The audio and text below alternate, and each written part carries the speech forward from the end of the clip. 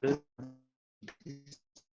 D Pharmacy Pharmaceutics 1 class subject code 1.1T Unit 5.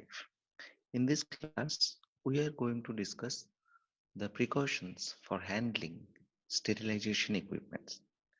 So before that, we have to know that the the main aim of the aseptic technique is to prevent the contamination of the materials, instruments, containers, glassware during during our human handling.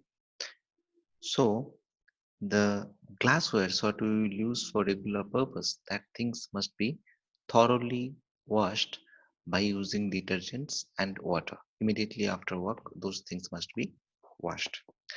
A positive pressure must be maintained uh, inside the aseptic room in order to avoid the entry of the dust particles and the droplets.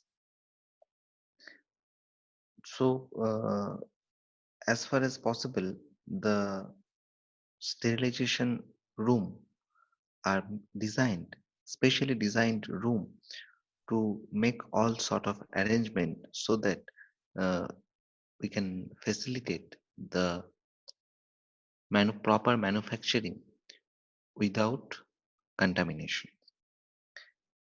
So generally, this arrangement is made in such a way that a positive pressure will be automatically maintained inside the room by we will maintain the pressure and the simultaneous entry of the when a person gets in along with that generally dust particles and other particles entry will be restricted.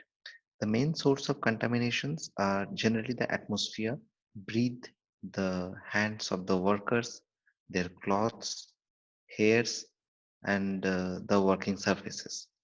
To maintain sterility, it is desirable to minimize the contaminations, and the contaminations can be minimized by using the following precautions. Those who have listed some of the precautions over here. The first one is by wearing sterilized gowns, face masks, and gloves. So by doing this, the contamination that is occurring from our dresses that can be minimized. So the coughing, sneezing, and spitting also can be reduced by using these face masks, and gloves also will help us to uh, it will help us to prevent the contamination that is occurring through our hands. So the next is the hair must be covered with a sterilized cap. The hair should be properly covered because we know that dust particles and the other particles are present in hair, and as we move, the particles will have a tendency to fall on the working place, and which can cause contamination. So the sterility over there can be ensured by using a sterilized hair cover or hair caps.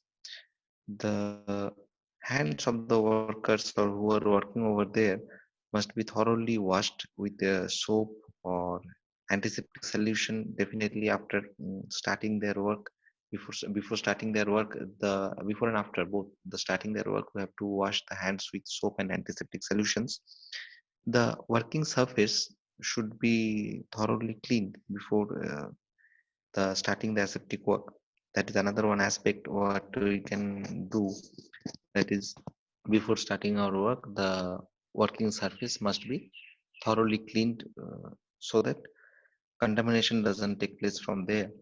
And the sterilized equipment should be transferred from one place to another in with the help of a trolley so that we don't have to open the door again and again.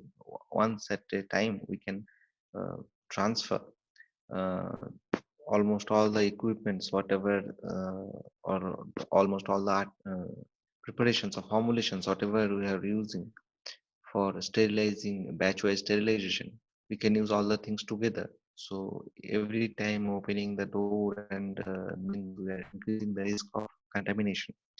And the sterilized air should be introduced under positive pressure to maintain the positive pressure and the sterility. So we know that inside the aseptic area, there will be a positive pressure maintained because to restrict the entry of the dust particles and the air from outside to inside. So whenever we are entering, we are giving air inlet.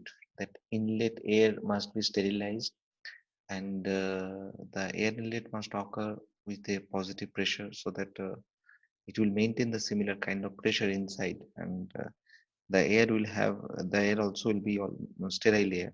There should not be any dust particles. The air will be filtered air. Generally, HEPA filters will be placed over there in aseptic conditions, so the air will be sterile in nature.